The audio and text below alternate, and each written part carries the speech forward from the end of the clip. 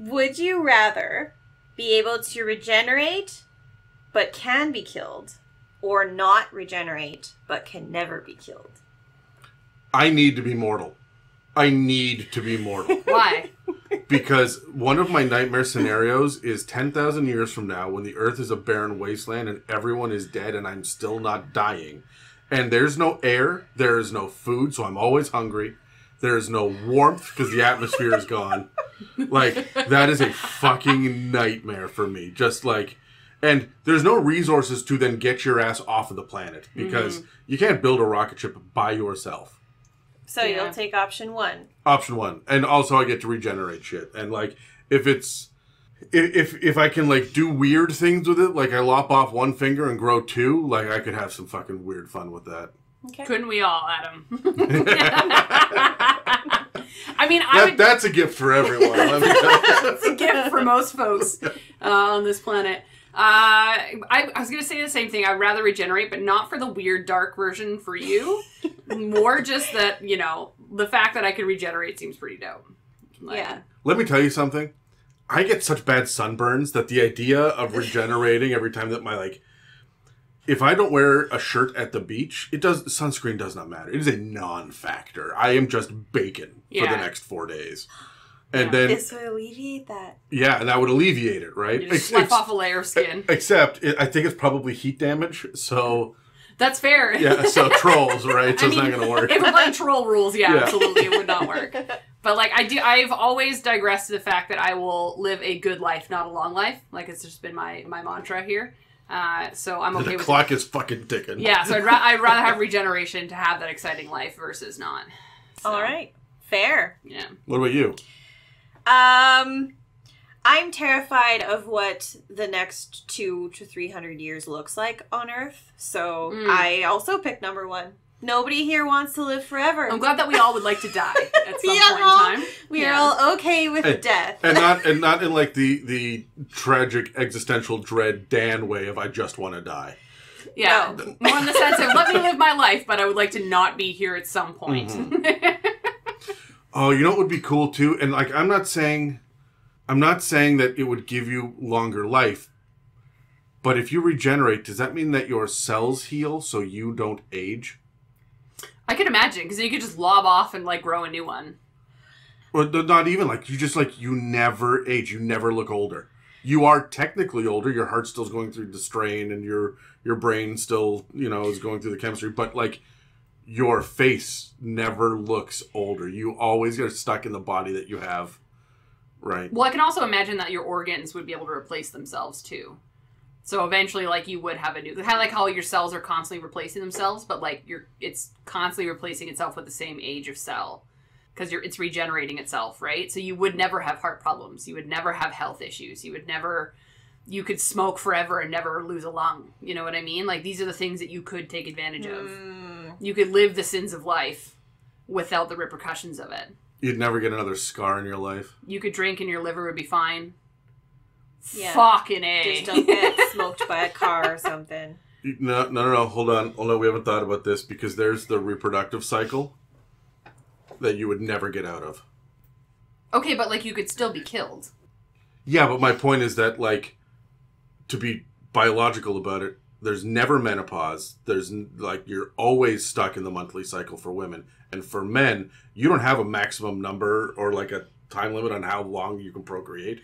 So you don't age out on that, right? I take it back. I don't want to have a period forever. I don't want to do it. But, well, here's the thing. Cut out my uterus, it'll grow something else. It'll grow something else.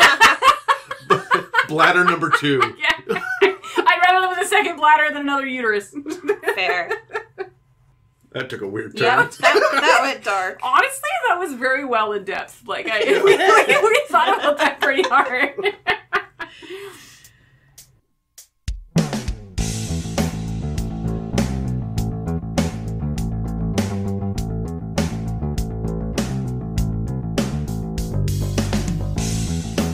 Welcome to the It's a Mimic podcast, where you never know what you're going to get.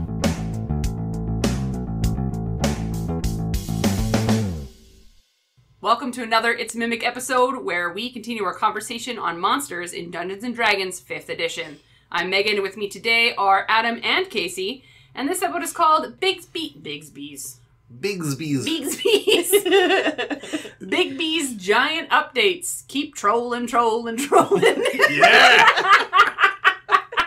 Don't think I didn't see that reference.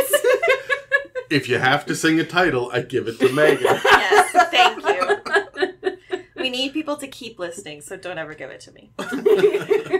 In this episode of the It's a Mimic podcast, this panel of Dragon Masters is going to look... Nope. Dragon Masters.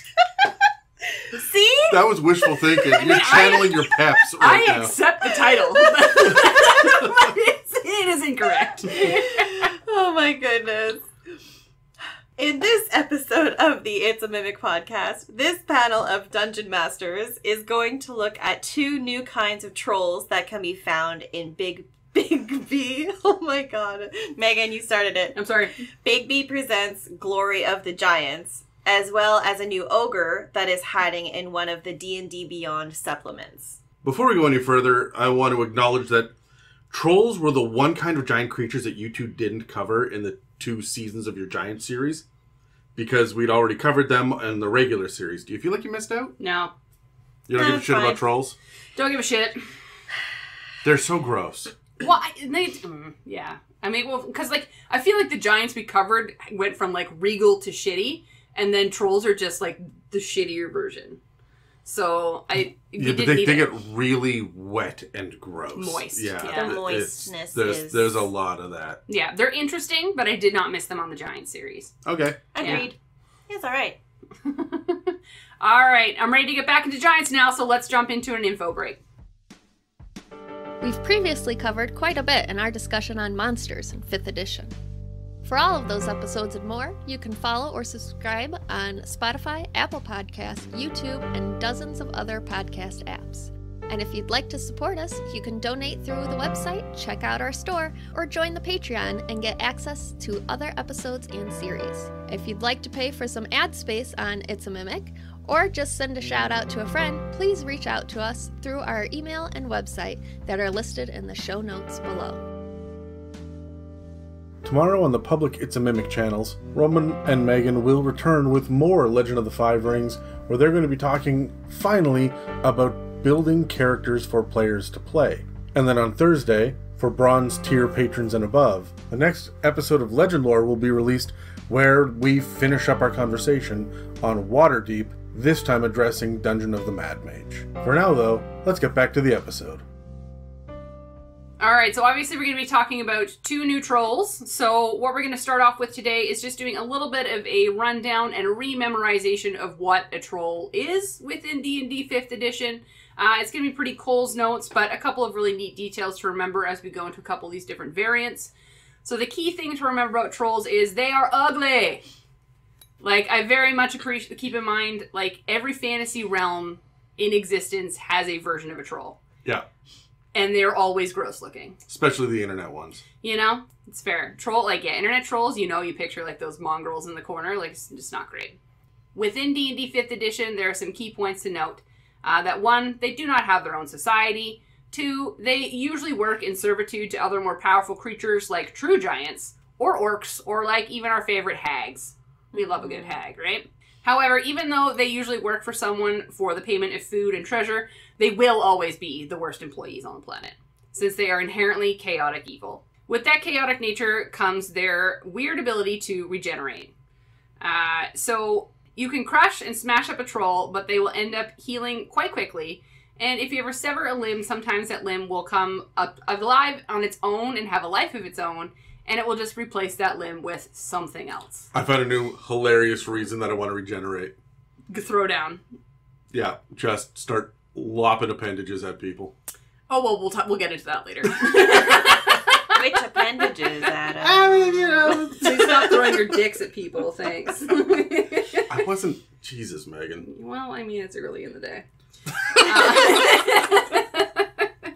All right. Also to note, only acid and fire damage can leave a permanent scar or destroy the flying limbs. This weird ability to regen is what actually creates their weird-looking trolls over time. So remember how I said they're super gross? So like, let's say you cut off a hand or maybe a foot. doesn't necessarily get to grow back a hand, or it might grow back 2 hands. Like, in fact, if you cut off the head, it might grow 2 heads. So that's kind of how we get the idea of these, like, really gross looking nonsenses. Yeah, there's no plastic surgery going on here to No. smooth out the scar. No, they're living their best life with whatever they regrow, you know? In fact, in the monster manual, there is a section for what happens to the limb of a monster should it be severed. Like, if the troll takes over 15 points of damage in one go, you can roll a d20 for the result of what happens during the regen. So, for example, 11 to 14 will sever a leg. Nice. So they have a table for that. It's built in for trolls. If you want to go up against one, they are a CR5, and this is mostly because of their regen capabilities.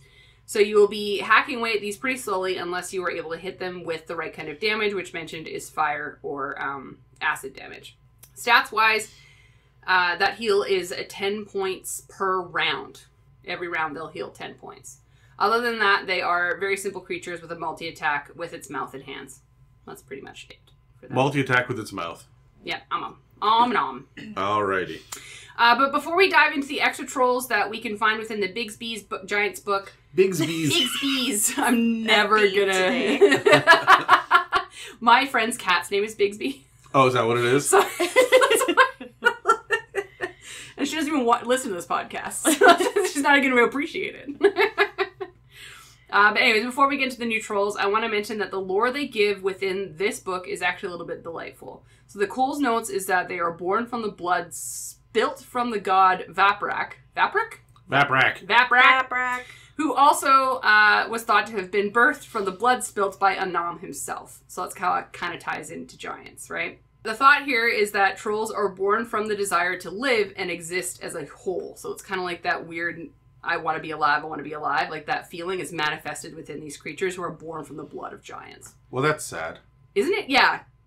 And that's not written anywhere in the Monster Manual of 5th edition. This is very specific from what I could find. Yeah, it's not even in Volos, where you get all the weird... You get the weird giant shit in Volos, right? Yeah, no, it was very, but it was neat to read. But yeah, at the end of the day, I feel like this is why the trolls regen and have some of the strangest mutations depending where and when they are injured. That's also mentioned. So basically saying that the environment and where their limbs are lobbed off will actually impact the mutations of the creations. So I think that's something that you can take advantage of as a DM, depending on the environment that these creatures are murdered in, will impact how they regen. Okay. Ooh, that's cool. So you could kind of track where, if the troll has been alive for quite some time, yeah, you can track where it has come from based on the weird mutations it has. Mm-hmm. Yeah. That's fun. Kind of like a tree has its rings, you know? The cut the troll open and see how old it is. See where it's been, you know? See how many lives it's lived. All right, but that's it for our basic troll. So I know we're going to cover a couple of different things today. Do we want to roll dice to see who goes first? Yeah, but I should probably just go last. I don't have trolls. That's fair. Between Casey and I, do you want to roll dice? Who goes first? Let's roll. Okay, grab that guy. Oh, we both rolled 18. So we're going to re-roll. Roll off. Give her. We traded dice. We switched dice, and I rolled a Casey dice, so I'm going to roll that again. Casey got an 18 again, and I rolled a 16. So, Casey, you're going to go first. Oh, my goodness. All right. So, the troll mutate occurs when a troll is exposed to the corrupted alien energy or strange magic that can emanate from the Underdark or near the gate to the Far Realm. The Far Realm is a plane of madness existing beyond the known planes of reality, where monsters like Beholders, Illithids, Aboleths, and Nothics are said to originate from, and characters may have connections with the Great Old One Warlock Patron, which is connected there too, just for a fun fact. The exposure results in mutations, typically elongated necks, sprouted wings, extra limbs or eyes, or they could gain magical resistance or psychic abilities. The book outlines 4 mutations to be chosen when a troll mutate is created, and depending on which one, it gains a new trait. And so we'll go over those in a moment. But getting into the stat block, these trolls are large giant size and typically chaotic evil with a CR of 7. They don't have a huge pool of hit points with an average of 95, and won't necessarily be hard to hit with an AC of 16 for natural armor. But with the classic troll regeneration ability, they will be harder to kill anyway. Yeah. Yeah, you can't tell how beefy it is based on it, like, hit points. Not with a troll. Yeah. No. Yes. And they do have a 30-foot speed, which won't gain them any advantage, as that's the usual player speed. And they do not have any resistances or immunities in their stat block, unlike the Troll Amalgam, which, Megan, you're going to talk about. Yeah. They have none? They have no resistances whatsoever. Nope. Interesting. It's empty. But they do speak giant and have telepathy of 60 feet, which makes me curious of what they would actually say in your head. Because they are actually decently intelligent with a +3 modifier. Holy shit. But they are not nearly as wise. Really, their highest stats tell you that they are meant to fight because it's strength and con at +4, con saving throw being +7. But that intelligence modifier is interesting. So let's get into their abilities and actions a little more. Like I mentioned, you choose at random one of 4 body mutations that give the troll mutant a new trait. So the first one is elastic body. It's called amorphous, and it allows the troll to move through space as narrow as 1 inch without squeezing. It essentially has no bones. It acts like an ooze. It's Yeah. fun. Disgusting. The second is spell scarred. It has magic resistance with advantage on saving throws against spells and other magical effects. And this is the only way they do have a resistance ability. Okay. Next is psionic mirror, and they have psychic rebuke. So if the mutant takes psychic damage, each creature within 20 feet also takes that damage. Wow. And then there is winged. If it's given wings, it then has a fly speed of 30 feet. So this is where they will have speed advantage over a player. Their regeneration ability is 10 hit points at the start of its turn, unless it takes fire or acid damage. It can only die if it starts its turn with 0 HP and can't regenerate. If it starts its turn with 0 HP and does regenerate, it randomly gains a mutation it doesn't already have. Oh my Yay. god. Holy shit. Up to a maximum of 4 mutations. That's pretty cool. So here is where the book doesn't specify if this means it also gains the trait that comes with that ability. But Oh, that's what we yeah, assume, that's right? Absolutely. Absolutely, Okay, yeah, yeah. that's what you're... Because I made the same noise when I read that. It's like, because it's like the whole like boss battle of like it's not its final form. It rises as something different with a new ability. Yeah. Then, yeah. Yeah. So that... Okay, good. I'm Glad we're on the same page there. And when entering combat, they do have multi-attack, where it can make 2 rend melee attacks per turn. I had to look up what this meant. Adam, you probably do, but I was like, I don't know what a rend is in an attack, but... It's listed as their main melee attack. Yes, Yeah. but like I didn't know if whether that meant like is that a weapon? Because like if it was longsword, it would be written longsword. So I was like, rend, interesting. Yeah, no, it's just whatever they want to call it to beef it up, so it's not just claw or fist every single time, right? So Yeah. if it's particularly nasty, they'll give it slasher or rend or some fancy descriptive name, which it's still just the same thing. So. Okay, fair. Yeah, with the art that accompanies the Troll Mutate, I imagine this to be usually being like a vicious claw attack of some kind. That's where I landed on that. Yeah, I can't see it because you got the book upside down, but there's definitely more words under rend than there is under a basic like longsword attack, which means there's more shit to it, so Yes. it gets a neat name. Yeah. That's the idea. That's fair. Cool. All right. Nonetheless, it still has a 5-foot reach, but it has a 15-foot reach if it has elastic body mutation. Cool. So again, surprise! Like you just Fucking like Stretch Armstrong there. Ew. yeah, and it can do decent damage of 2d10 plus 4 slashing plus 2d8 force damage. And it has multi-attack, so it can potentially do that twice. So if you are within 5 to 15 feet of it, like, you will take some serious damage in one round. Finally, it has a Psychic Burst that has a recharge of 5 to 6. Now, this is an action ability that, like, all of them have, any mutation.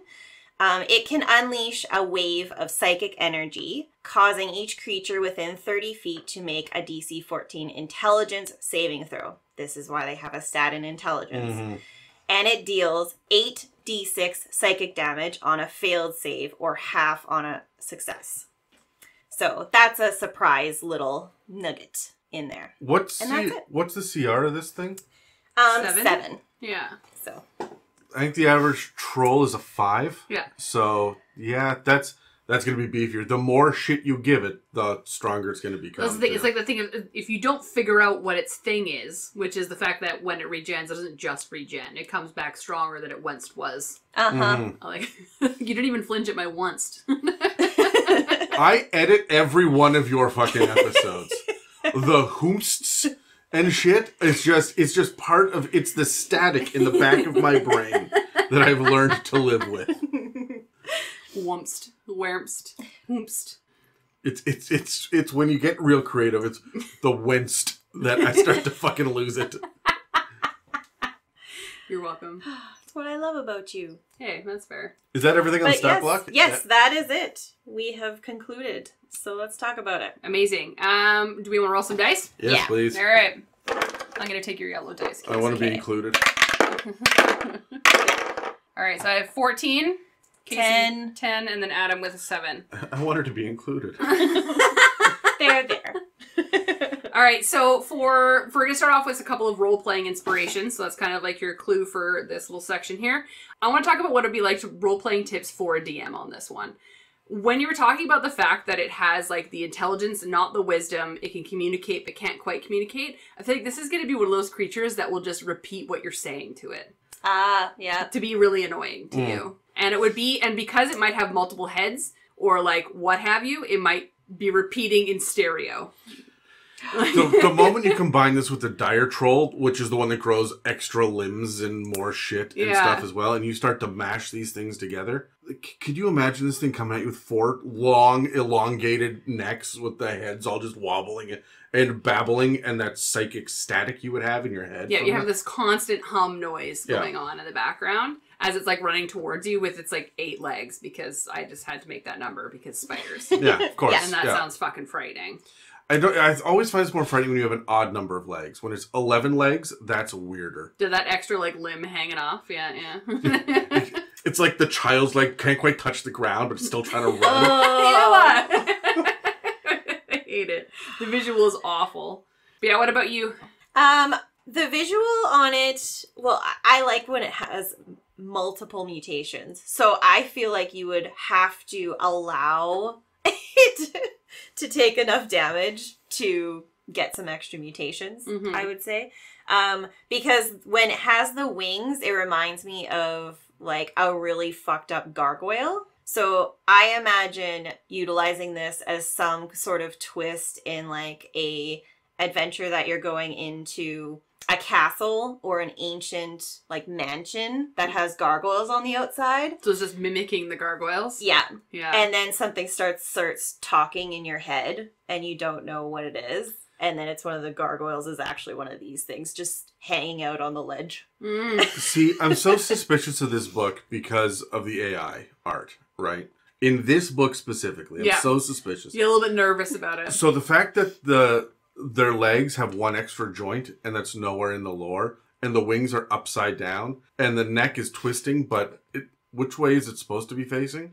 It's not entirely clear. Yeah. Now, part of that's just probably the elongated bits that they're trying to show you that it's rubbery, but I'm so suspicious. This wasn't one of the things that they're like, this was AI. They didn't flag it as one of the things it was, No. So, but like, I'm suspicious of every piece of art now. Yeah. So I look those at aren't it. actually functional wings that since they're upside down. Yeah, but I look at it and I go, that's really fun because you got to imagine that there's going to be, when the arm gets lopped off, it's not an arm that grows back, it's just a stubby hand from the wrist down out of the shoulder. Yeah. So, like, based on this art, I'm thinking that the things are growing back wrong. Yeah. Too, which is a lot of fun. Like a knees backwards or what have you. Yeah, and imagine that you have... Just running in circles with a backwards knee. Oh my god. I hate it. But say you, like, lopped off lost one of its legs, and so then the party is like, yes, like, it's crippled now, and then it just, like, sprouts out the wings. Yeah. And then just comes off the ground and starts flying towards you. If you lop off its legs and from those stumps, the wings grow. So it's flying upside down. Yeah. Slashing it. Yeah. Like, that's the kind of cool, weird shit that I would do with this. But when it comes for like, role-playing for me, the plot hook that I want to have is that you find a wing, and nobody knows what the fuck it's from. It's one of the limbs that got lopped off, but you're not expecting it to be Troll. Yeah. You just find a wing, right? Yeah. Or you find a green arm that's 4 times longer than it should be, right? And, like, just weird. Mm-hmm.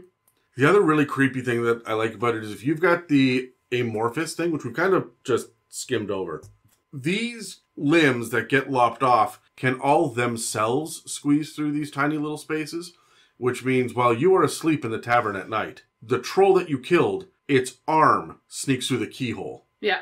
And unlocks the door. For revenge. And the rest of the limbs just, like, start hopping in, right? Oh, gross. 100%. Gross. In terms of exploration, and talking about the exploration pillar a little bit, I feel like if you were to have one of these somewhere, you would find what would be, like, a large nest of them. Because they've all, like, conglomerated together to be like, my fellow man. Again, the intelligence being like, oh, you're like me, I'm like you, let's hang out. Right? So to your point, yeah, you're gonna find a limb or a leg as you're wandering around to, like, as the exploration pillar, like, that's how you're gonna end up finding them. But when you come through it, you're gonna come into, like, a nest of them. And, like, a group of them living together. Like, normally trolls, again, don't have communities. I feel like because these ones are intelligent enough, they may have created some kind of a community for themselves.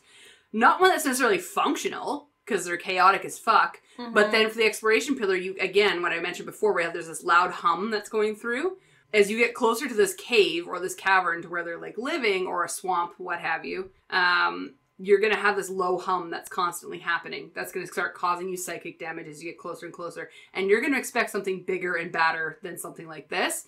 But again, a full horde of them together in one spot is going to be a lot harder to kill than a singular one. Yeah, Right? when they all look slightly different. And then you do, say, an AoE attack on them, and then they rise and they look different again and they're more powerful. Yeah, exactly, right? Or, like, there's a town that's been, like, killing these things off, like the trolls in the field. So we've gotten rid of them, it's fine.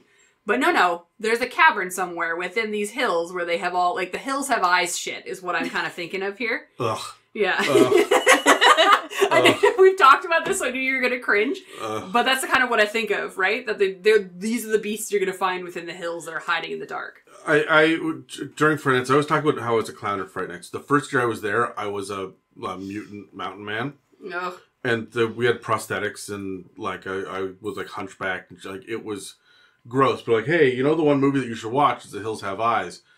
I wasn't ready for that scene. I wasn't ready for it, and it really caught me off guard, and it's one of about the 3 movies that I can't rewatch. Yeah, I don't think I've rewatched it since I saw it the first time. Yeah, I mean, incredibly effective, and I understand why people love it, because it is a great horror movie for the other 95% of the movie. Yeah. But there's just one part that I'm not going to sit through again. No, hard pass. Yeah. What about you, Casey, Fair. for exploration purposes? I kind of like building off of, you know, these, you might use them as potential, not necessarily guards in front of the door, but they're lurking around the front of some sort of mansion, like gargoyles. I like the idea of them hanging out there because maybe some sort of evil entity recognized their psychic ability and was like, hey, I'll let you hang out here. You just, like, deter people from entering. And so they're kind of your first layer of creature, and their abilities gives you insight on, like much more powerful psychic abilities of the big baddie, the guy inside. I'm now thinking of like a wizard's tower. Yeah, and like these my are the mind went to gargoyles. wizard or lich or something that. But when you look closer, they have like an extra limb. yeah, It's kind of like So- looking at AI art, you know? Yeah. You're like, And- why does that look weird? Just yeah. gives me a headache to look at for too long. Yeah. Yeah, and like we know like the red wizards did a lot of just like morphing and crazy shit with Mhm. combining different creatures. So I feel like that these could kind of roll into that and be something they're interested in. I love the idea that you kill him and he goes down just like a bitch. Like you just knock him down and he doesn't regen, nothing else, he goes down. You're like, oh, I guess that was a green tinned ogre. Alright, like that's fine. And then like 4 sessions later, he's like sitting in the bar and he's got, 2 arms growing out of the left side. Hanging out, yeah. Yeah, and he's a recurring henchman that you keep fighting. He's like, oh, fuck you guys again. And then, like, 4 levels later, he's back, but now he's got wings. And it just keeps getting weirder and weirder and weirder until you have added so much shit, because why wouldn't you put gills on this guy? Just Like, keep going. just fucking Yep. go nuts. He's a centaur. Like, just fucking go crazy. One hoof. Yeah. Yeah. And now he is just, and he's gargantuan sized and is the big villain that you've got to fight at the end, that you've just been, every time you beat him, he goes down face down in the mud and then wakes up 3 minutes later when the party's moved on and goes, ow, ow. And then something sprouts out of his chest, right? Yeah, like, fuck those guys. Yeah. And finally, like 8 interactions later, you realize that you can use fire on it. Yeah. And the DM's just like, Jesus Christ. Jesus Christ, it took a long time. The very first mutation I would give him would be immunity to fire and acid.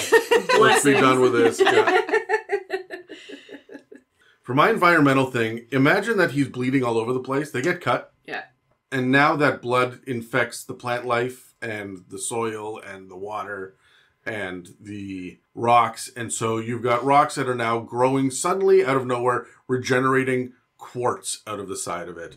Or you've got plants that there are roses blooming from the trunk of this tree. And it's being infected by the essence of this mutate.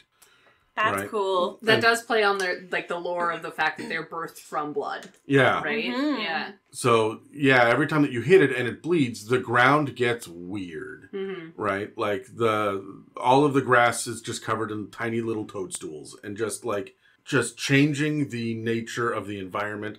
But you can do that in a big way. If he bleeds into the water, all of the fish now, you have 3 eyes, they're all blinkies, right? Like Yeah. you can end up with 2-headed crocodiles and shit now. And with that intelligence, and he survives the encounter, he might start doing it on purpose. And now you got kobolds he's captured, or goblins, or something that he is. Drink my blood, Yeah. right? Drink this. It's good for you. He picks up a kobold in one hand, and does the Simba across the forehead with the thumb, and suddenly another head grows out of the forehead, right? Oh, gross. Oh, man. That kind of bleeds into, like, my combat inspiration for this whole process, because we're going to go into that next, is I would use the mutation, the fact when it goes down, it mutates again, and it's intelligent enough in my mind that if the first time that happens, that it's going to happen again. Mm-hmm. So I feel like they would be like, no, go ahead and kill me.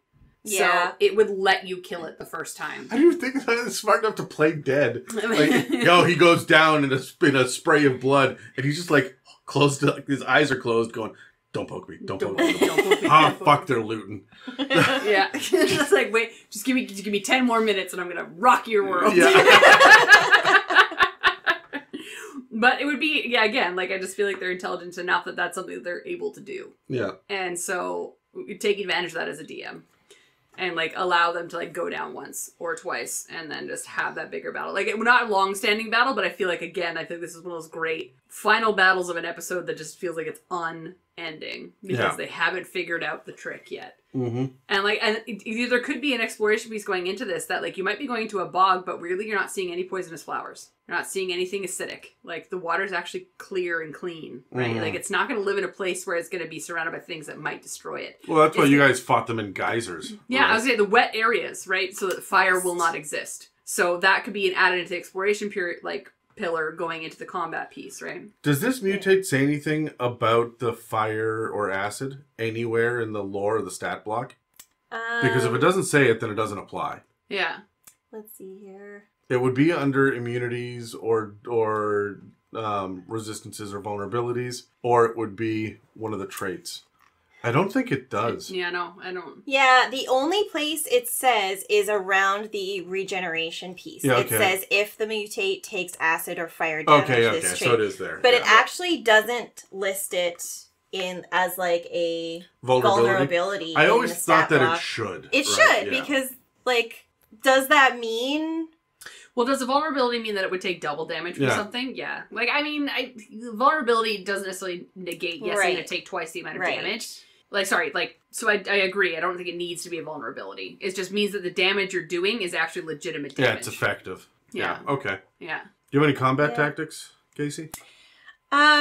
I was kind of interested, we're talking about lopping off limbs and stuff. Like, what if somebody decided, like, the first time this creature goes down, to just hack off a whole bunch of stuff? I like how, like, people on the internet are probably like, I would never do that. But we will. Yeah. We as players will hack off limbs at some point in time. Yeah. Chaotic evil in the name of good. Heyo. Totally.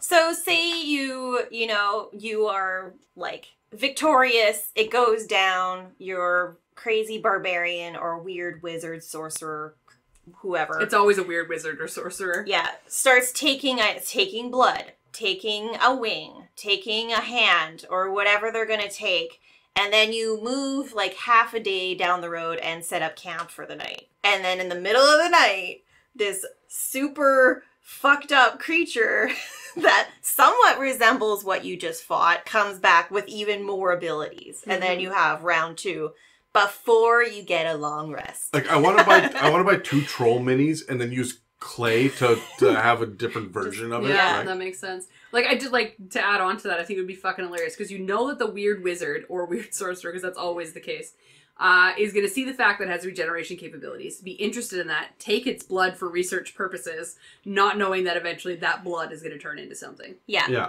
Yeah. Yeah. And like, say when that creature shows up and is in proximity of like the bag or the bag of holding that stuff's in, that also just causes some fuckery.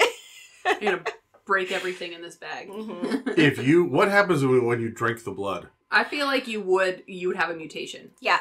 The DM would roll on a table and you would gain something. And 90% of it's not good. I feel like you would also then have, like, again, like the weaknesses to fire and acid as a result. Yeah. Like, it would change, it Oh, would genetically yeah. mutate you. Yeah. So that you now have a weakness to acid and fire damage. Yeah. Love it. Yeah. I would make that a vulnerability. Yeah. And not a regen thing. Otherwise, you've got a player that can't die. Yeah. So. No, absolutely. Yeah. It would be like if you get hit with fire damage, you take double damage. My combat for this guy is that he's going to retreat. He knows that if he lives another day, he will come back stronger. Yeah. So he is going to go in for the kill, and by the time that you reduce him to 50% of the hit points, he's going to turn around and flee. And, Yeah. he's smart enough to know that. So let him go. They're the Super Saiyans of the D&D world. Yes, and so would they be smart enough not to have that going through, say they have multiple heads, going through their mind, and then depending on the party, somebody actually hears them negotiating with themselves? Oh my god, could you imagine that conscious It's like, conversation? We should Yeah. flee! And then another one's Not like, yet. no, we almost got Not yet. them! Come on. Yes! At least one. I can imagine them picking you off one by one, like killing one of you, focusing down one, Yeah. killing that person, then letting the party kill it. Coming back stronger, killing the next person in the party. If the thing has 2 heads, and like one is growing out of its back on this long-ass neck, and then one is on its shoulders like normal, Yeah. is it going to beg its followers to cut it in half between the heads so it gets 2 bodies, and now there's 2 of them? Ooh. Creepy. Creates its own army of itself. Yeah. Holy shit. Fucking A. Yeah. I'm into it. I love it. That is actually the opposite of what a troll amalgam is. Oh. Never mind then. Cutting itself in half and creating more? No, that's not what this one does. Was this just super gluing more trolls together? 100%. Oh, okay. So it is literally what it sounds like. It took me a long time to think that amalgam was a different word that did not just mean amalgamation of something. No, it's the same thing. Yeah. It just took me a while to be like, what is this word? What is this strange amalgam? Amalgame? No, it's just amalgamation, but it's troll amalgam. So it is multiple troll parts fused together in a large heap. This can happen if a large number of trolls are slain in one place, so their bodies fuse together. Jesus. So let's say there is a large battle of some sort, and a number of these are slain. Days later, only one will rise, but it is all of them put together. Oh, God. So if you look at the art in Big Bees... Thank you, yeah.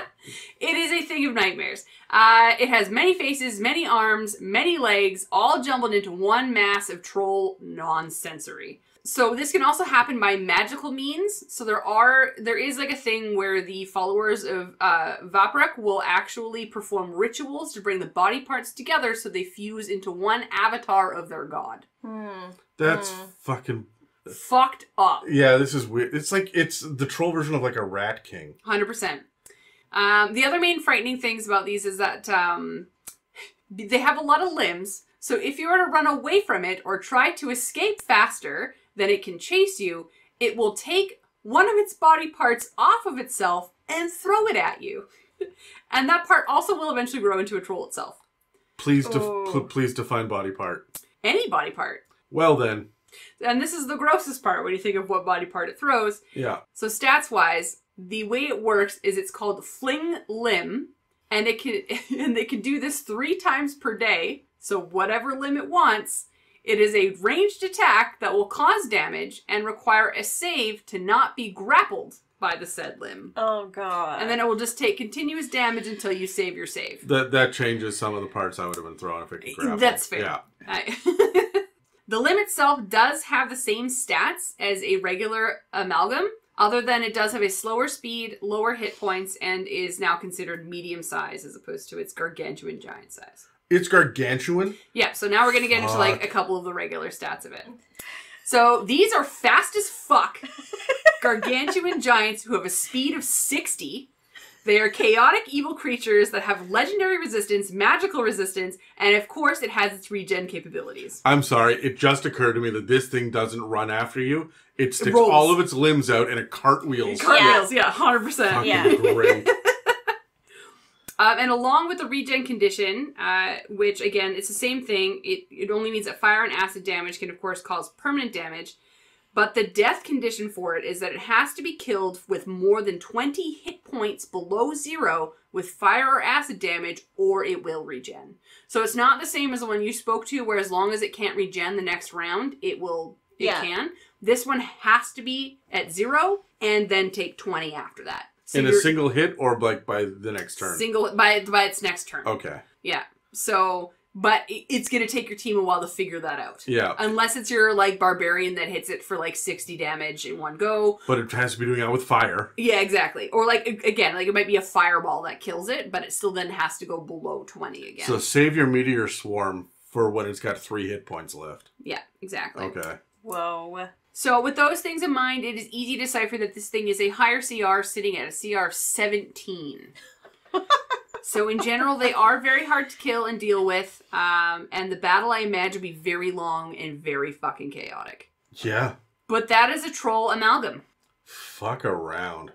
Yeah, and find out. Yeah. Yeah. So imagine your little posse of troll mutates getting hacked up on the battlefield, and then it becomes part of this. Yeah. So it's going to be then, like, again, to your point, Adam, where you said that the previous one would be cutting itself in half to make multiples. This would be like, no, I'm going to cut these things off to make myself bigger. But you have so many other kinds of trolls. Like, you've got venom trolls that are spitting poison, and you've got rot trolls that have a necrotic aura to them. You could basically make the TM out of trolls. Yeah, there's so much shit. Yeah, like this would be your big bad evil guy if you wanted to. And it would just, you would have every stat block from any kind of troll and just be able to throw whatever. It's like, oh, well, this limb is this. I'm also imagining now, because Adam, you mentioned the fact that it rolls to move. Yeah. I'm imagining like the Indiana Jones dungeon crawl. They're trying to leave and all of a sudden they're being chased by this giant ball of limbs and heads. Yeah. Holy mother of God. All right, well, on that note, let's roll some dice.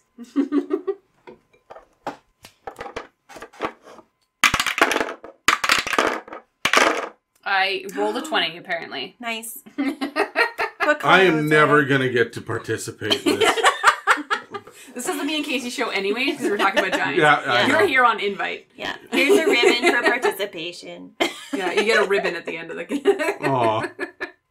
All right, so of course we're talking about role play at first. I would find that like rumors you might hear about this in a role play like environment would be that there is a monster at the top of the mountain, but no one can discern what it is because it looks different every time you see it. So if you're going into a town that has a monster that's constantly attacking it or taking its, like, eating the food that's around it, like their livestock or what have you, every time someone sees it and you go to investigate, they're going to tell you that it looks like something different. They're going to be like, oh my god, it was this really tall man, but it looked like he had 6 arms. And then the next person you talk to is going to be like, oh my god, I saw this thing and it had 2 heads and, like, at least 4 legs. And you're like, what the fuck? And it's like 30 feet fucking tall. Yeah, and it's just, it looks different. Every single time you talk to somebody, it's going to look slightly different. Yeah. So, and I feel like that's going to be your good, like, hook when you go into an adventure, or maybe just a one-shot, is the investigation to find out what it is that's attacking this town. And you're not going to expect a troll, right? Because if you're playing a one-shot, or you're playing, like, a shorter campaign, you're going to expect, like, a more fun, bigger, big, bad, evil guy. Mm-hmm. But then they're going to think, oh, it's just a troll. How exciting. And you're like, no, this thing's a CR-17. Yeah. Like, it will fuck you up. Yeah. Totally. Yeah. We have to have it rolling. That's a given now. That's Yeah. what it will do. It's emotional yeah, it's going to be rolling. It makes the And- title of the episode funnier, Rollin', and I didn't rollin', realize. rollin'. Yes. Totally. Yeah, I Well laughed out done. loud. Yeah, that's a happy accident. They see me rolling. They Yeah. hate him. Oh my God.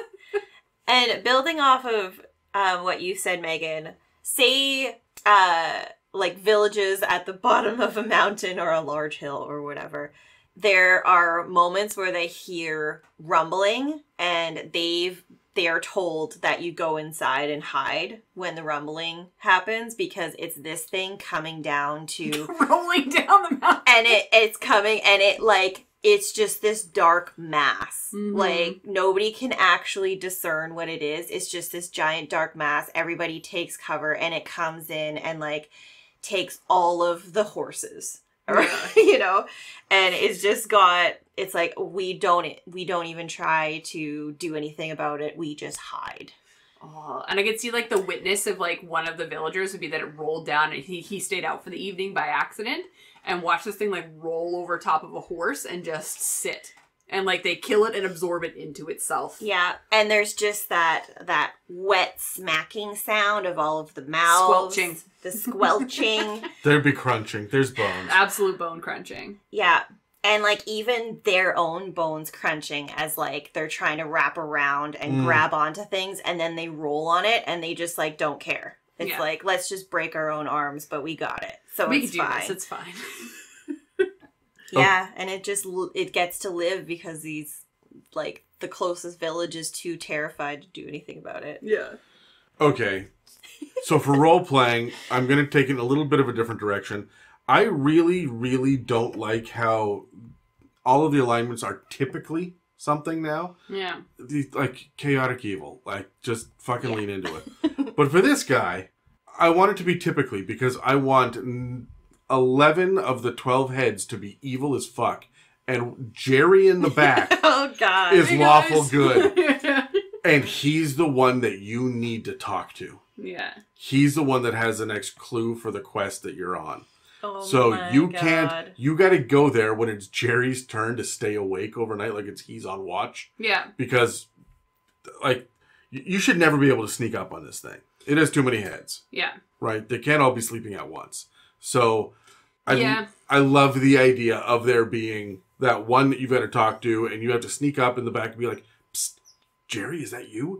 I was like, "Oh, No. I am Grognar." And then you got to just fucking run and come back again tomorrow and try. Yeah. Right. Okay, not 2 a.m. to 3 a.m. We'll try 3 a.m. to 4 a.m. tomorrow, right? Yeah. So, Well, because there are other trolls where it does specifically say that if one head is asleep, the other one is awake. there's some enemies that are like, it Yeah. doesn't say that here. For this one in particular, no. But I know that there are for other trolls. So I know it exists for trolls. Yeah. I'm could do it. absolutely going to Lean into it. Yeah, it's CR17. That little detail is not going to change how difficult this is. Yeah. No, absolutely. For exploration, again, let's lean into the rolling for a hot minute. You're going on a mountain and there's these like slides, these natural looking slides where this thing just rolls down the mountainside, or you go into like a valley or a hill or a grassy area, and you just see this path that it would take to roll around, and like it just lives and exists in peace because nothing can fucking kill it.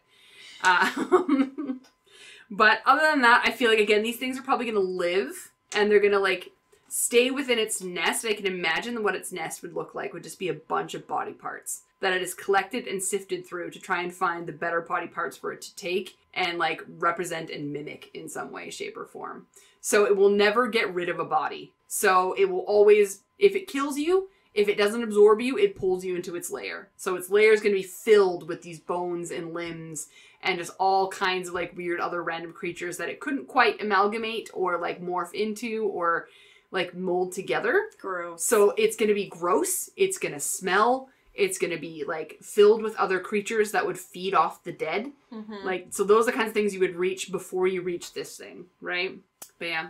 What about you, Casey? You could totally add in some like crawling claws and shit if you're trying to go into that thing. Yeah. Okay. And stomping feet, because those were hilarious. Stomping feet. We love a good stomping foot. Uh-huh. Sorry, Adam. The ratings that you guys have on the undead episode. Oh my god. You're welcome. Okay, so I think a very easy exploration thing is that you do, like, I like that it doesn't care if it breaks off pieces of itself as it moves along, because there's plenty. Yeah. So, yeah, you're discovering, like, feet that have clearly been, like, rolled on and broken off and then, like, shredded off the leg. And arms that, you know, it's like from the elbow down. So you're going along and you're finding all of these things along the way and not understanding what the hell this is coming from. Yeah. And that's kind of what you're trying to figure out. And you will not expect this thing at the end. No. My thing for exploration here, and I just want to throw out the idea of rolling for a moment. Tracking this thing would be insane because it's going to look like there were a dozen trolls all moving together in like single file almost, right? Yeah, like, you're gonna think you're coming up across an army of weird different creatures. Yeah, and it is so much worse than that. Yeah. You're gonna find handprints on the ground. Yeah, sometimes, right? Right? Like it's gonna be and the whole group is gonna go together in a very, very tight group to wherever the massacre, the scene of the dead cow is, right? And so there's big blood smear. But it's not like the trolls walked around it and ate, like it's clearly one path of trolls as if moving. And so your thought would be like hive mind or something, right? Yeah. But no, it's this motherfucker. It's this. It's whatever this is. Yeah. And I love it because it's so different. Like normally when you have a gargantuan creature, you just think of a gargantuan foot. But no, it's just it's like a fucking millipede of trolls. Yeah. It's many little feet. So many feats. So many feats. So Almost as many feats as we have feats episodes. we have a lot of feats. There's still one more. No, there isn't. They keep publishing books. It's a thing. Yep. We don't kink shame here. D&D players love feats. They fucking love the feats. Love feats. All right, speaking of feats, combat inspirations. So I like to lean into the fact that, yes, it likes to yeet its limbs at people. So I think that if you're going to go to combat with this at a range, it's going to just start throwing body parts at things to grapple them and then roll over top of them. And then, like, hold them in place with all of its other limbs. So it's going to be very, very hard to not be grappled and, like, have to be able to move and kill this thing, right? Mm-hmm. So, yeah. Yeah, and I think there's absolutely no way your first encounter of this thing is going, like, you'll enter combat, for sure. You can't encounter this thing and then not try and, like, attack it. Mm-hmm. But you are going to be unsuccessful. You are going to have to run away and, like, retcon your decisions and bring in more allies, get some more powerful shit, and, like, track this thing. Yeah. I can also imagine, like, when it dies, like, it, like, splits out into all of its pieces, and then you think that you won, but you didn't get that 20 below. and then all of a sudden you see all the body parts wiggling back together. Yeah. Like Yeah. that. If we talk about body horror a lot on the Undead like series, that's horrific. Yeah. Yeah, and like I was talking about before, so say it does that, and then, you know, something happens and you have to quickly move on, and you move up the hill, and you look back, and the body parts are all gone because it amalgamated and rolled away. I hate it. Gross. I love it. I know you do. This is so reminiscent of. I'm digging through the folder because that's how I do. You guys did an episode on reanimated body parts. Yep, and they all cling together. Yeah, there was one that was just this fucking... I'm trying to remember what it was called. Brain in a jar. That's not that. It was... It was a bunch of hands, wasn't it? Yeah. Yep, I remember it. I don't remember what episode it was on. Zombies, maybe? Maybe. Was it that long ago? Soul Shaker. That's what it was. It was the Soul Shaker. It was all those just arms up to the shoulder, all in a giant, like... Right. Like, koosh ball almost to fucking... That takes me back to the 90s, actually. Wow. Yeah. Yeah. I can hear the sound. Yeah. Yeah. Yikes. So, there we go. Yeah, it's very much that, just more than just hands. Yeah. Yeah. So... And not undead. And not undead. Could make this undead. You could. Did you do combat for these guys? She did. Yeah. All right, it's me for combat. Sorry, I got so distracted by trying to remember what the What the undead koosh ball one. soul what shaker the was. Koosh ball soul shaker. Jesus. Lord. Oh man, Gen Z is just so fucking confused right now. Yeah. It's like that and slap bracelets.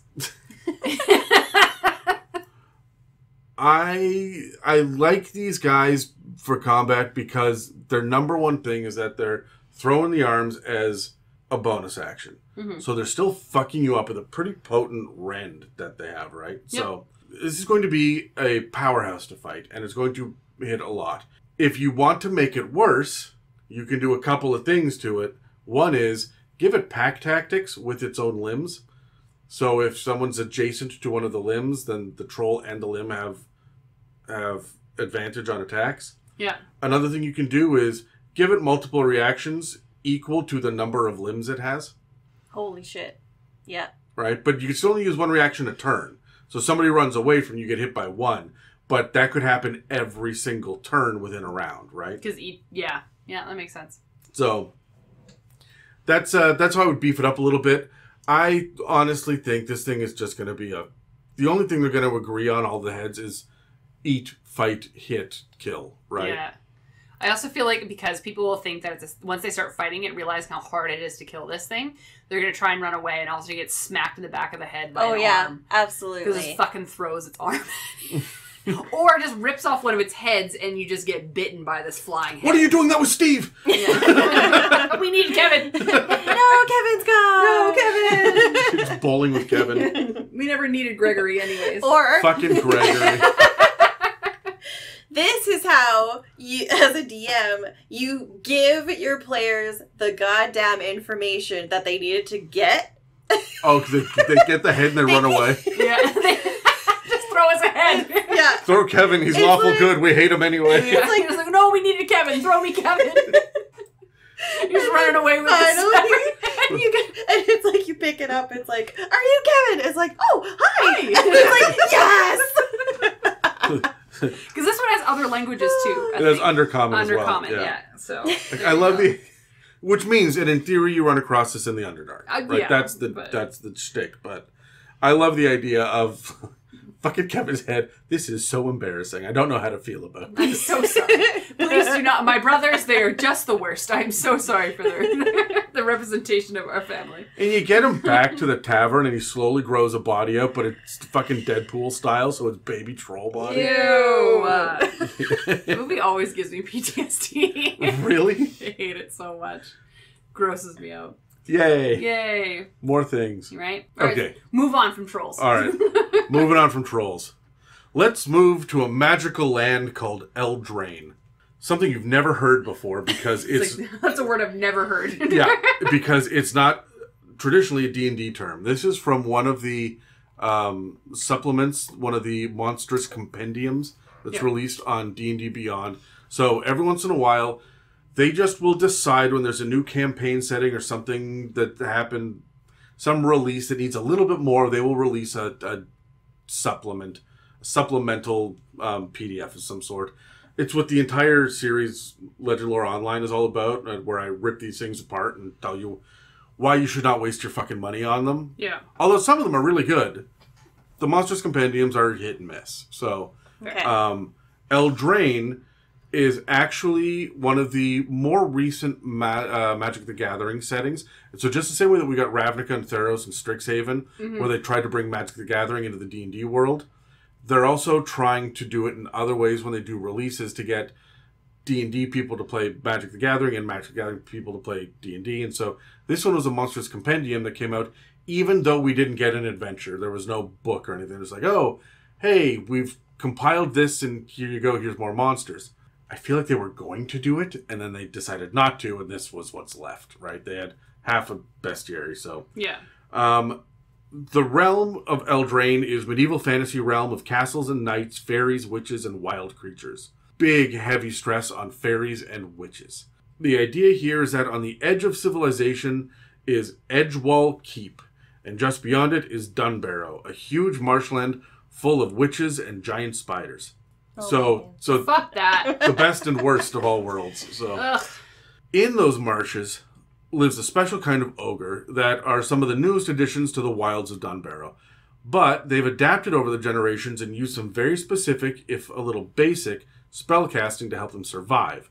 And so I'm talking about the Ogre Chitterlord, which is, it took me a long time to say that word.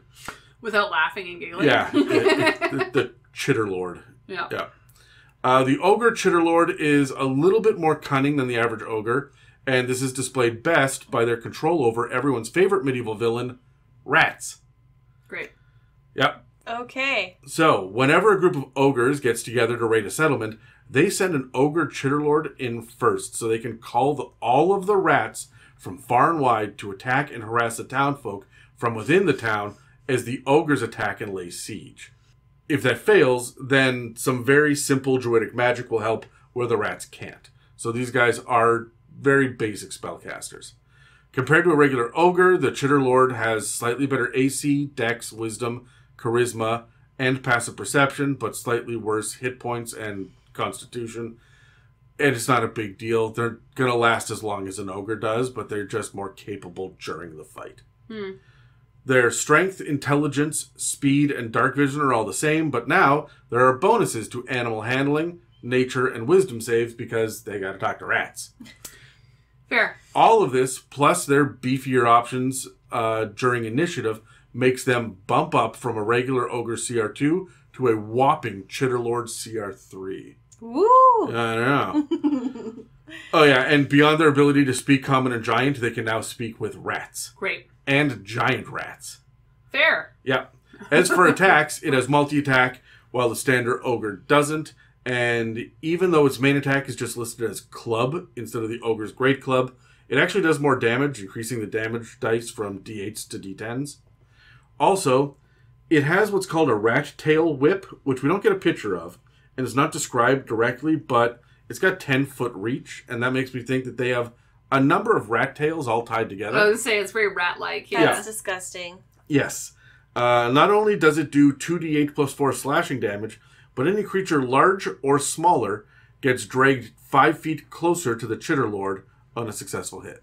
So it wraps this thing around you. It grapples you. Yeah, and then pulls you forward. Ugh. And that's going to bring targets closer for the slightly more deadly club attack. The multi-attack lets you choose between any two of these attacks as the Ogre Chitterlord sees fit. On top of that, we have unlimited spell slots for Beast Sense, Druidcraft, and Entangle. 1 spell slot per day for Animal Messenger and Stinking Cloud, but Animal Messenger only applies to rats. Great. So there's a theme here. I don't know if you caught it yet, but... Rat King. Yeah.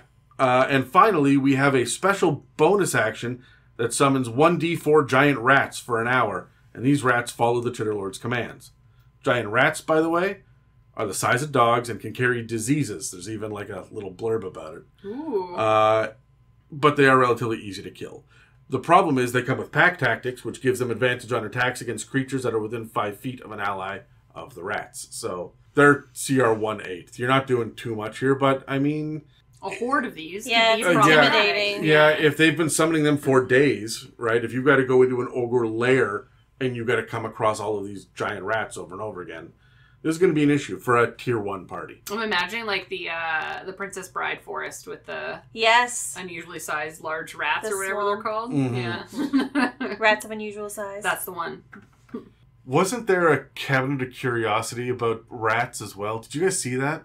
I've seen a few episodes at your I think you recommendation. fucking like it. It's a weird, like... Like every I know. episode is like a different story type thing. Okay. Yeah, so each one is a standalone, unique story. One of them is about this guy that goes underground to kill rats and finds a rat that's the size of a person down there that's birthing rats. And, like, it's really gross and all done with practical effects. And Interesting. yeah, that one you probably wouldn't like, but there's some really, really good ones, and they're all like creepy, weird. It's all done by Guillermo del Toro, Yeah, okay. so that's kind of the feel that you're getting. Nice. Some are stronger than others, but like it's worth checking out, and it's on Netflix. It's a Netflix. I would say series, the so- Netflix show? Yeah. I don't have a look. The Cabinet of Curiosities. Fair enough. So anyway, yeah, that's what we have on the Chitter Lords. There's not a whole lot. There's like a half a page on them. Love that about them. So Let's roll some dice. yay! Oh, I keep grabbing the black one. It fails me every time. That's Adam. What Oh, do you I have a get? 19, Adam. Yeah! Casey's at 13 and I'm sitting at a 12. So Adam, you're first. Let's talk about role-playing nonsenses first. These guys are not smart. No. They are not smart. And yet they will communicate intelligently with rats. The role playing here, I honestly believe that you should be able to play with these things and add cranium rats to them. Because cranium rats are rats with like invisible top of the skull so you can see their brains. You what? And they're psychic and they do weird psychic shit. Yeah. And I think, if I remember correctly, they have telepathy, but I might be making that up. Mm-hmm. So cranium rats are a D&D staple. You guys just never run into them because you're never level 1 Yeah. when you fight them, right? But like cranium rats are so cool and so weird, and I would absolutely throw them in. Rat folk too. If you've got like a were rat, Mm-hmm. and some of the rat folk from I think they're in Cursus Strahd, but there are some options there for you to like communicate almost telepathically, but like to talk with these, to magically communicate with rats. Yeah. And have them be your little messengers. Like, the ogre probably wouldn't say anything because it only speaks giant. But maybe the rats spell it out. Hmm? Or point, and they... Run it out with your peas. They all, like, move their bodies to turn into an arrow and point a direction. Yeah, like the fish. Yeah. Or use Very their cute. tails to Yeah. make letters. Oh. Long pink tails. That's the Us- creepiest thing about rats. Assuming they still have them, and the ogre hasn't Made harvested them them. into a For my whip. whip. Yeah. Yeah. Ew. I can't stop thinking about we're like so many shows in this episode. Like Ben. Did you guys watch the old show called Ben? And Ben was a rat. And- No. No. Oh my god. Okay. And this is that it was ended up being somewhat of the leader rat, and they like were invading this town, and they like come out in swarms, but Ben is good. Aw, the one and good befriend rat. and like a kid befriends Ben. No. And yeah. Oh, it's actually like spoiler. It's very sad at the end. Oh, good. Love that. We love a tragedy. It's called Ben? I think there's it's a- called Ben. Because there's a movie definitely called Willard, starring Crispin Glover, the very creepy and strange Maybe Crispin it's Glover. called- And there's even like Ben. There's like a song. Nope, Ben is correct. Ben the film. And then there's a song that went along with it. And so at the time, Is it a kids show? So okay, I understand where you're getting Willard from. So the film follows a lonely boy named Danny Garrison who befriends Willard's former pet rat named Ben. So I wonder if So maybe Willard... there's- Willard was an old movie that got remade with Christian Glover. So is Ben a sequel to Willard? Might be. Maybe. Weird. Yep, there you go. Well, we learned something here today. Yep. The internet, everybody. I remember watching that multiple times when I was younger. I probably shouldn't have. And That's weird. Was it creepy? It was scary because it was like there's swarms of rats and, you know, shrieking terror. But then, like, Ben was great.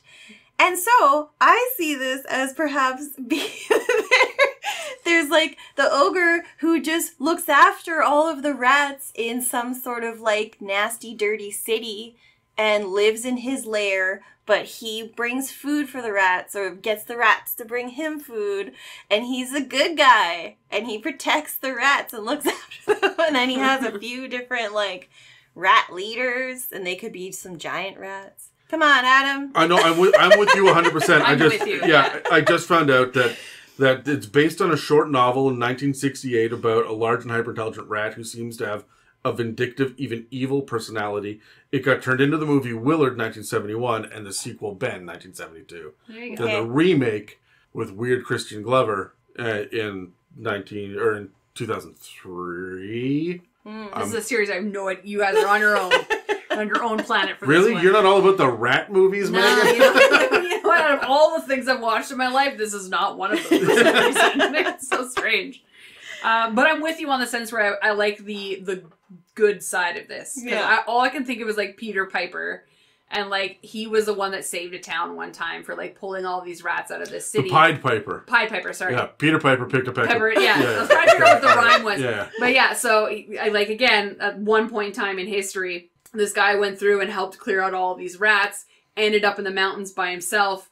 Over time, just like became like weathered and willowed, and then just became an ogre of some kind. And then that's what now lives in the mountains, and now he's vindictive against the town that forgot about him. Even My though he only saved friends them. are rats. That's the thing, but he saved this town, and now he's vindictive against them in his old age. Yeah. And so then starts sending the rats down to like, because the rats are now larger, there's were-rats, again, he has a collective that's lived with him forever, and now he's using them against the town.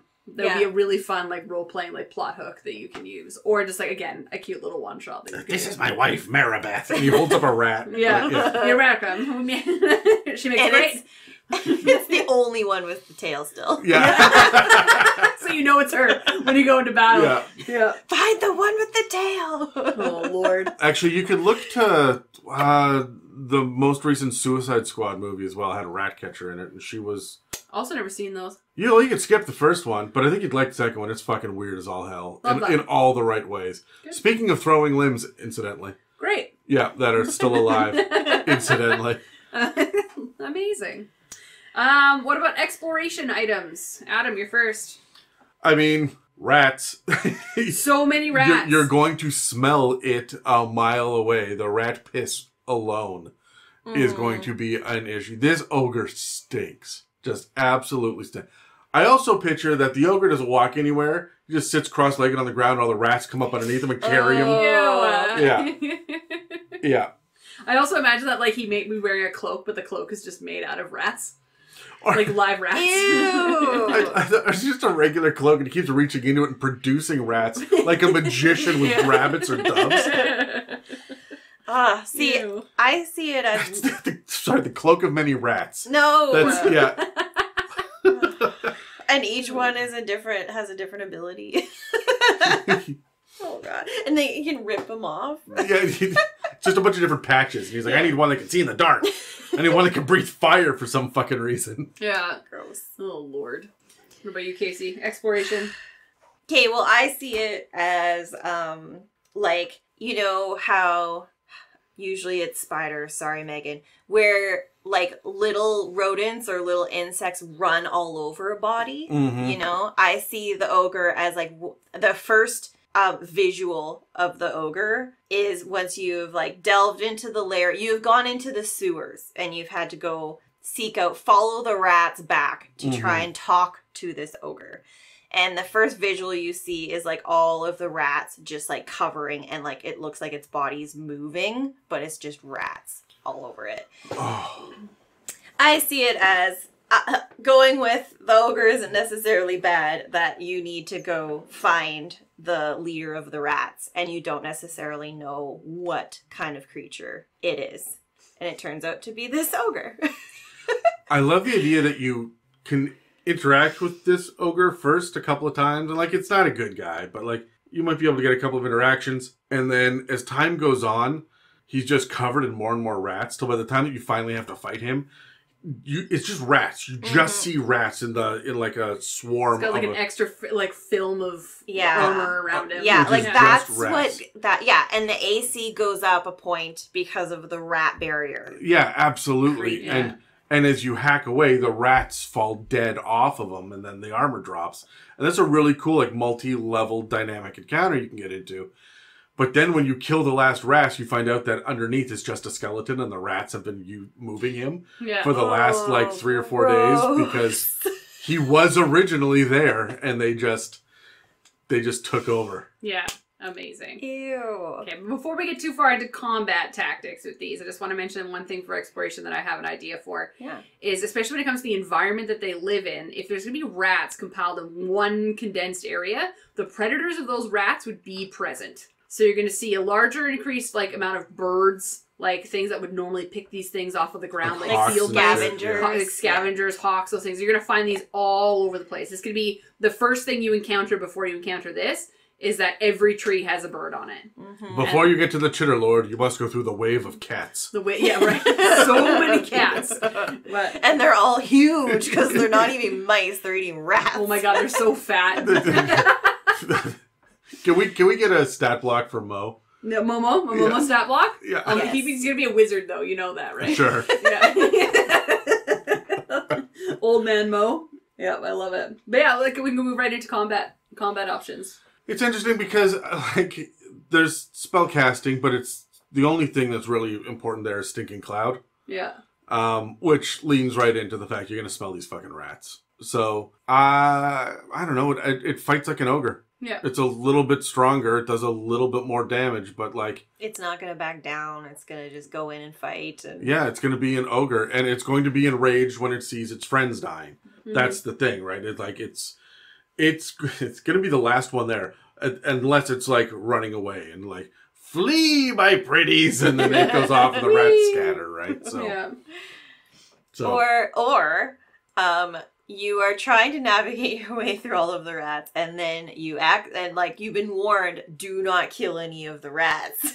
Because that's going to have its vendetta against you. Yeah. And then you step on one. Then your fucking barbarian fails a dex save. Dex saves at the beginning of every round.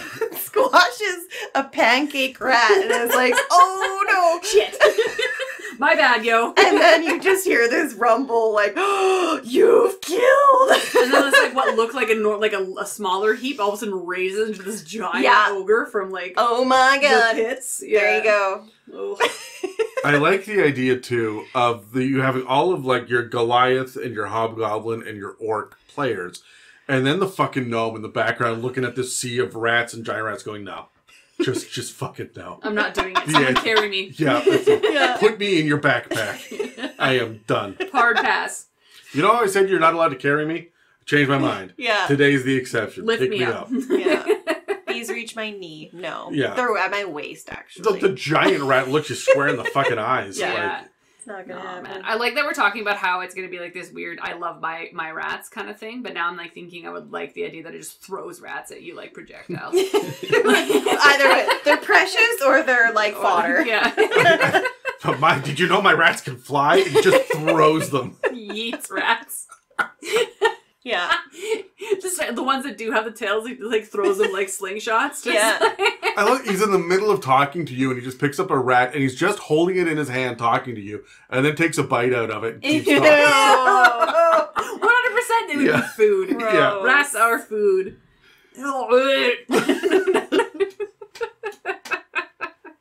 Alright, any final thoughts on this before we move on? Lots, but you don't want to hear them. No, I don't. They just get grosser and grosser. Ugh. Alright, team, so before we finish off this episode, let's have a short info break. If you've been inspired by the conversation in this episode, please feel free to reach out and share your creativity and ideas with us and the rest of the community. You can reach us on Facebook and Instagram or on our subreddit, r/itsAmimic, where we keep a place for you to ask mailbag questions as well as our episode guide. Also, if you're feeling particularly generous, please follow and subscribe and leave us positive reviews, likes, and comments. Engagements like that help us pop up on search engines and keep this show running. So I'm finally on a Giants episode, so what kind of wine should we have been drinking? Oh. So I feel like this one would have been really hilarious to be like a barefoot wine, just because we're talking about like limbs, like a lot of just like severed limbs. But I'm gonna Google up like rat themed wines now. Well, what about the troll? What about limb themed wines? Let's have a look.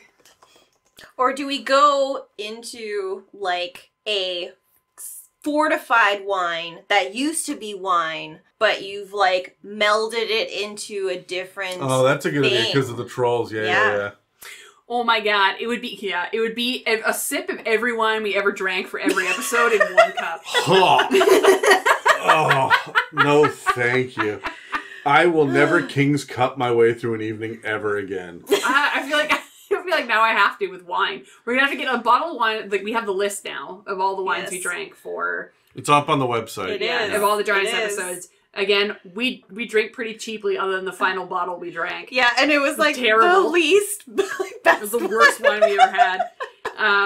But yeah, I would do a sip of every wine I would King's Cup that to celebrate the finality of all these Giants episodes. Like, because it's wine and you did you guys do mostly reds, right? We did a combo. It was a mix. We had some rosés in there and some whites for sure. This would end up being a rosé mash by the end of it. It would be, yeah, I would say so. And then topped off a little bit of an ice wine because of when we did Frost Yeah, Giants, and then there was a sake. Let's not forget the creamy sake. Oh, no. We did a weird cream sake for when we did Oni. Yeah. Oh, yeah, Lord suddenly this almighty. became a bad idea. You guys are on your own. I don't even like wine in the first place, so. Well, you're going to hate that. I do. Fair enough. Anyway, that's all for this part of our discussion on Trolls in D&D 5th edition. Please take a second to engage with a like, follow, comment, and a review to help push our engagement. And don't forget to subscribe to find future inspirations for your campaigns. If you'd like to support us, we have a store with some merch and a donate button on our website at www.itsamimic.com, as well as a Patreon. This episode and others can also be found on Spotify, Apple Podcasts, YouTube, and most other podcast apps. Thanks for listening to It's a Mimic, where you never know what you're gonna get. This has been an It's a Mimic production. Please check the show notes for this episode to see links, time codes, and credits. And don't forget to reach out and share your own inspirations.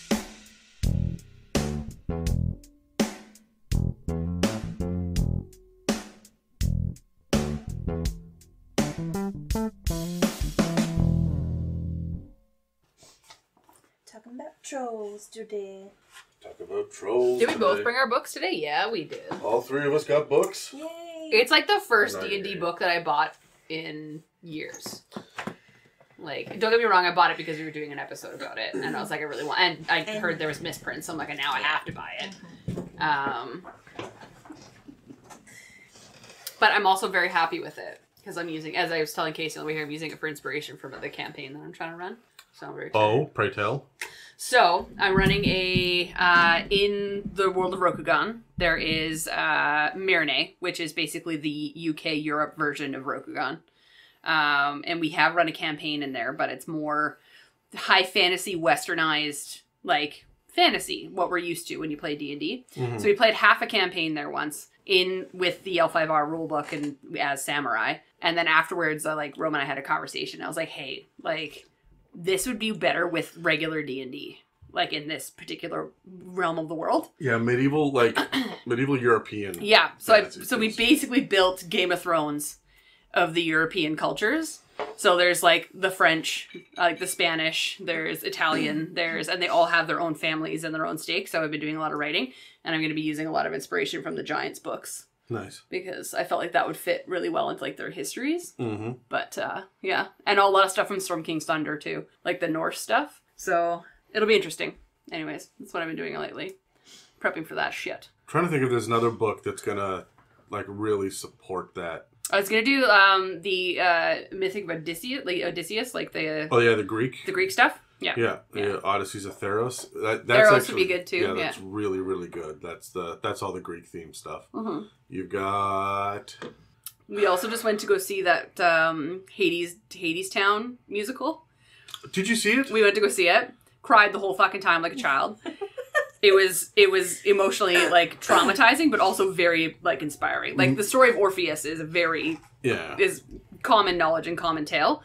But, like, it was neat to see the differences and the changes they did to make you think there would be a different ending, and there wasn't. Still turns around, guys. Mieka is desperate to go see it, and it was on Broadway, and she couldn't get anyone to go up to New York with her. Oh. So she was, I'm like, go by yourself, just do it. She's like, I'm not driving to New York by myself. Yeah, it was so good. Cried the whole fucking time. And also, like, the man who played Hades, the first note out of his voice was very baritoned. And, like, you could feel all the women in the audience just shudder. And Roman's like, I felt that from here, Megan. I'm like, get out of my brain. I was like, oh. No, it was really, really well done. It makes me want to go see more musicals, but I also know my emotional heart can't handle it. I don't know what it is about musicals that they need to make you cry. Ugh, I've cried in most musicals I've seen. The emotions are heightened. Then they sing. It's intense. Yeah. No. The drama. The drama of it all. Anyways. So you will be proud. I have a cold open. Nice. Nice. Nice. Mark the calendar. Today's the first day. Can I be a total pain in the ass and get you guys to swap spots? Because you are a good solid 1.5 feet away from... Yeah. Further away than Absolutely. Yes. All right, we're going to have to Megan's redlining and I'm not loud enough. All right, here we go. You get the squishy chair. Fine. Out of the heavier of the two of us, this sounds great. Drink swap. Yeah, we're going to do an alcohol switcheroo. Okay, that's yours, and that's mine. Oh, I forgot the tinkle of the ice cubes. That's okay. We'll just remember to hold up a finger when you need a beverage. I will go stealthily. Do you need your book immediately? Mm-mm. I don't need it. I only need it I only brought it for like emergencies. Okay. So if we have a book out, we have a book out. Well, and are you doing...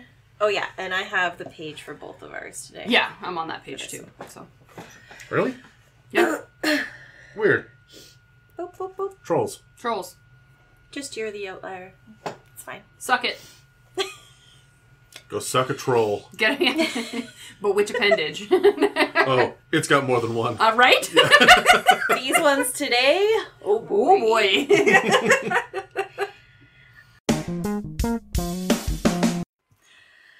Like King's Cup wine. King's Cup And wine. yeeting rats. Rat yeets. There totally was a song that went along with the Ben show. Now I have to look it up sometime. Well, that's it. Fly, my little dragons. Have a fantastic day.